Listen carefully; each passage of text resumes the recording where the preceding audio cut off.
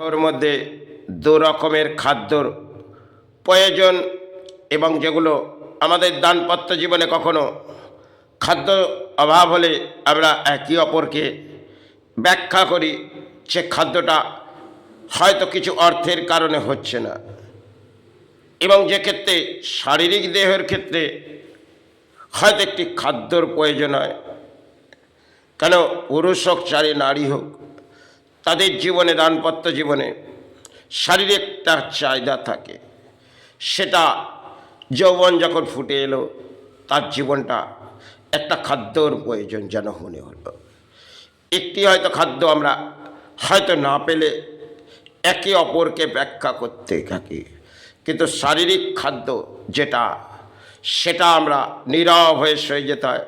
কখনো কখনো দেহের মধ্যে দেখবেন একটা ব্যাধি উত্তাল হয়ে উঠল, সে খাদ্য আপনার শারীরিক দেহ হলো না, এবং যে খাদ্য নিয়ে আমরা বসবাস করছি, ঘুরছি ফিরছি চলছি, একটা লড়াই হলো।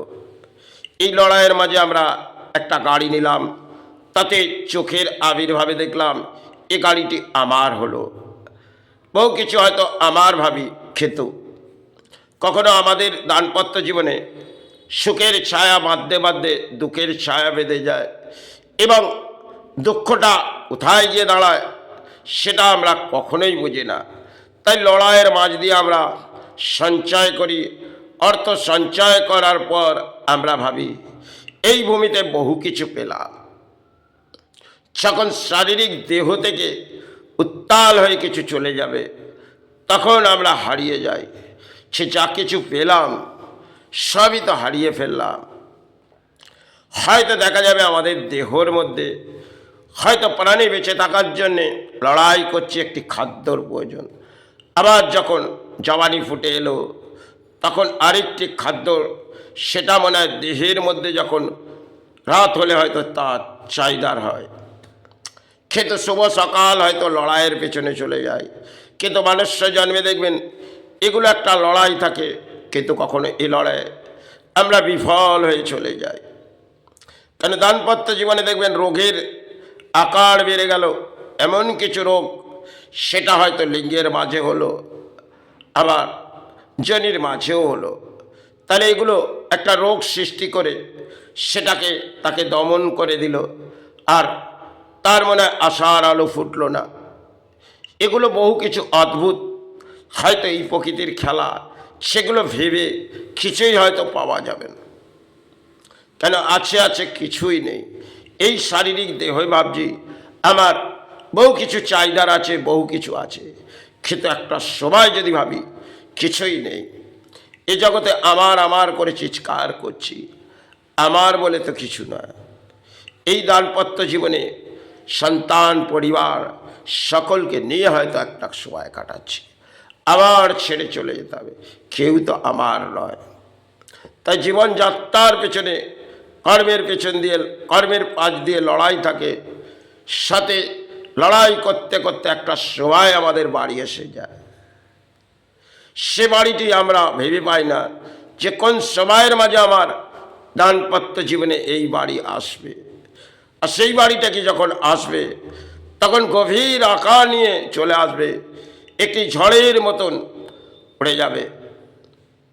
কারণ ঝড়টি যখন হয় তার গতিবেগ আমরা জানি না, আর দেহের মধ্যে যখন ব্যাধি উত্তাল হয় তখন তার গতিবেগটা আমরা কিছুই জানি না।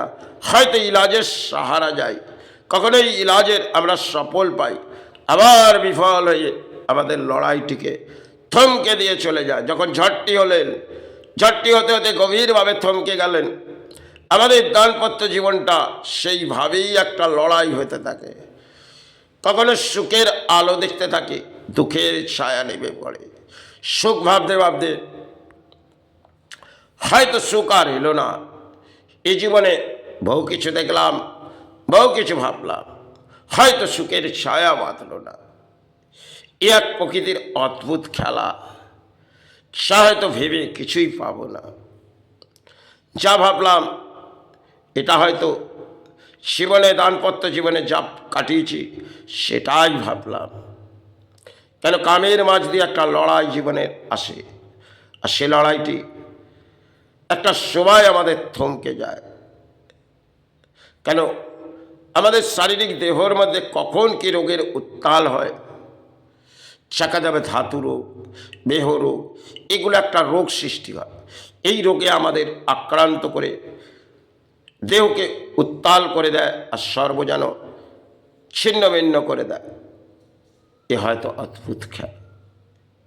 তাই কখনো দেখবেন চোখের জল গড়িয়ে এলো, সেই রোগের মাঝ দিয়ে যখন আকারটি বেড়ে এলো, হয়তো কামের বাঁচে গেলাম, চোখ দিয়ে জল বেরিয়ে গেল। আবার রাত্রে যখন বিশ্রাম পেলাম, সে কিছুই হলো না, সবই যেন হারিয়ে গেল। এগুলো দাম্পত্য জীবনে আমরা হয়তো চিৎকার করতে থাকি বেশ কিছু জিনিস, আর এটা আমাদের ব্যাখ্যা ফোটে না। কেন? রোগ আকার হয়তো আমাদের কখন গভীরভাবে চলে আসে, কিছু আকার আমরা ব্যাখ্যা করে ফেলি এবং সমাজ জেনে যায়। এমন কিছু আকার যেটা দেহর মধ্যে ফুটে থাকে, সেটাকে আমরা নিরুপায় হয়ে সইতে থাকি, চোখের জল ফেলতে থাকি। সেই ঈশ্বর আমাকে সাহারা দেয়, কিন্তু সাহারা হয়তো ফুটে আসেন। এই জীবনের এটাই খেলা।